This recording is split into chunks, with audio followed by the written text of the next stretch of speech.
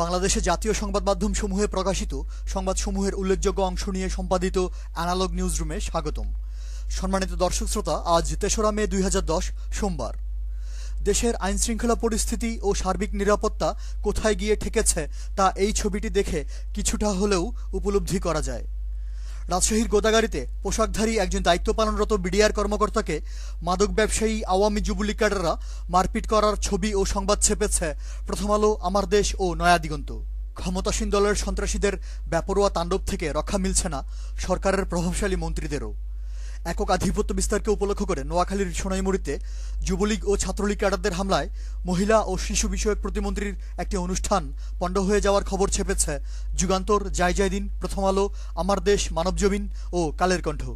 স্বরাষ্ট্র প্রতিমন্ত্রীর উপস্থিতিতে ছাত্রলীগ ক্যাডাররা জেলা শহর পাবনার বেশ কয়েকটি ব্যবসা প্রতিষ্ঠান, একটি ব্যাংক এবং অর্ধশতাধিক গাড়ি ভাঙচুর করার পরও পুলিশ কাউকেই গ্রেফতার না করার সংবাদ এসেছে জায়জায়দিন ও bdnews24.com-এ। যমুনা সার কারখানায় দুর্নীতির বিষয় হালাল করতে মহাজোট সরকারের শিল্পমন্ত্রী দিলীপ বড়ুয়া ৯১ লক্ষ টাকা মূল্যমানের একটি অত্যাধুনিক গাড়ি এবং দুটি এয়ার কন্ডিশনার ঘুষ নেয়ার চাঞ্চল্যকর সংবাদ ছেপেছে আমাদের সময়, যুগান্তর ও আমার দেশ। জুয়ার টাকার ভাগবাটোয়ারাকে উপলক্ষ করে যশোরের বেনাপোলে আওয়ামী লীগ এমপির লোকজন একটি মেলায় বোমা হামলা করার খবর ছেপেছে কালের কণ্ঠ, আমার দেশ ও প্রথম আলো। সেনাবাহিনীর প্রত্যাহারের পর হতে অশান্ত হয়ে ওঠা পার্বত্য চট্টগ্রামের রাঙামাটিতে দুই উপজাতীয় জঙ্গি সংগঠনের আধিপত্য বিস্তারের দ্বন্দ্বে বেপরোয়া গোলাগুলিতে কমপক্ষে একজন নিহত হওয়ার খবর এসেছে কালের কণ্ঠ, ডেস্টিনি, জায়জায়দিন, প্রথম আলো, শীর্ষ নিউজ এবং bdnews24.com-এ। সীমান্ত নিরাপত্তার দুর্বলতার সুযোগে প্রতিবেশী দেশ ভারত থেকে বানের পানির মতো আসছে অত্যাধুনিক অবৈধ মারণাস্ত্র এবং গোলাবারুদ। জয়পুরহাটের পাঁচবিবি, চাঁপাইনবাবগঞ্জের শিবগঞ্জ ও কুমিল্লার বরুড়ায় বিপুল পরিমাণ অস্ত্র ও গোলাবারুদ উদ্ধার হওয়ার সংবাদ ছেপেছে ইত্তেফাক, সমকাল, জায়জায়দিন, আমাদের সময়, bdnews24.com, প্রথম আলো, আমার দেশ, মানবজমিন, কালের কণ্ঠ এবং শীর্ষ নিউজ। বাগেরহাটের মংলা, বিভাগীয় নগরী খুলনা, প্রধানমন্ত্রীর পৈতৃক জেলা গোপালগঞ্জ ও শাহজালাল শাহপরানের পূর্ণভূমি সিলেটে আইন শৃঙ্খলা পরিস্থিতির মারাত্মক অবনতি এবং টেন্ডারবাজির ভাগবাটোয়ারার দ্বন্দ্বে বাগেরহাটের চিতলমারীতে ক্ষমতাসীনদের বিভিন্ন গ্রুপে রক্তক্ষয়ী সংঘর্ষের খবর ছেপেছে প্রথম আলো, সমকাল, ইত্তেফাক, আমার দেশ ও যুগান্তর। চট্টগ্রামের চন্দনাইশে সরকারদলীয় সন্ত্রাসীরা বিএনপির একজন স্থায়ী কমিটির সদস্যের জনসভা মঞ্চ ভাঙচুর করার সংবাদ।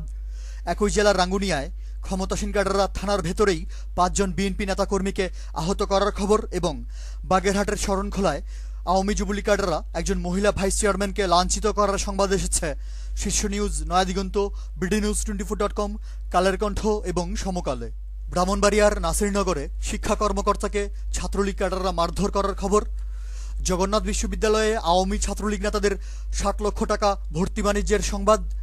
আধিপত্য বিস্তারের দ্বন্দ্বে ঢাকা বিশ্ববিদ্যালয়ের এফ রহমান হলে ছাত্রলীগের দুই গ্রুপের সংঘর্ষ এবং জাহাঙ্গীরনগর বিশ্ববিদ্যালয়ে সন্ত্রাসী ঘটনায় জড়িত ৫ জন ছাত্রলীগ ক্যাডারকে আওয়ামীপন্থী প্রশাসন ৩ মাসের জন্য বহিষ্কার করার হাস্যকর সংবাদ এসেছে bdnews24.com, সমকাল, কালের কণ্ঠ, ভোরের কাগজ, আমার দেশ, নয়া দিগন্ত এবং জায়জায়দিনে।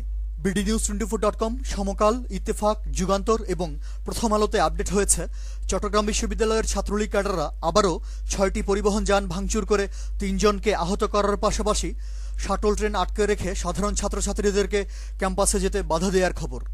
অ্যানালগ নিউজ আজ এ পর্যন্তই। পরবর্তী নিউজ শোনার আমন্ত্রণ জানিয়ে আজকের মতো বিদায়। ধন্যবাদ।